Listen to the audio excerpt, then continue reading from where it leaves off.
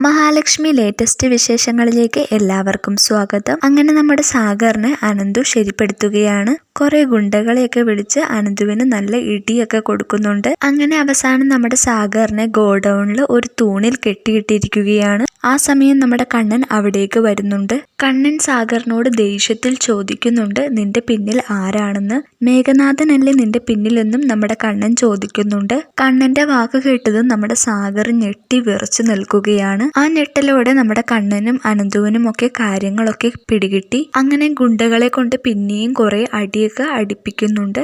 ആ സമയം നമ്മുടെ സാഗർ എല്ലാ സത്യങ്ങളും തുറന്നു പറയുകയാണ്. എന്നിട്ട് പിന്നെ കാണിക്കുന്നത് നമ്മുടെ മഹാലക്ഷ്മിയും കണ്ണനും കൂടി നമ്മുടെ മേഘനാഥന്റെ വീട്ടിലോട്ട് പോകുന്നതാണ്. മഹാലക്ഷ്മിയാണെങ്കിൽ മേഘനാഥനെ കണ്ടതും തുറിച്ച് ദേഷ്യത്തോടെ നോക്കി നിൽക്കുകയാണ്. ആ സമയം നമ്മുടെ കണ്ണൻ കാര്യങ്ങളൊക്കെ ചോദിക്കുന്നുണ്ട്. ഇനി നമ്മുടെ കണ്ണൻ മേഘനാഥനെ എന്തായിരിക്കും ചെയ്യാൻ പോകുന്നത്?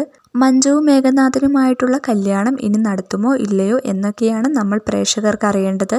അപ്പോൾ ഇനി ഒരു അടിപൊളി എപ്പിസോഡ് തന്നെയായിരിക്കും വരാൻ പോകുന്നത്. എന്തായാലും നമുക്ക് കാത്തിരുന്ന് തന്നെ കാണാം.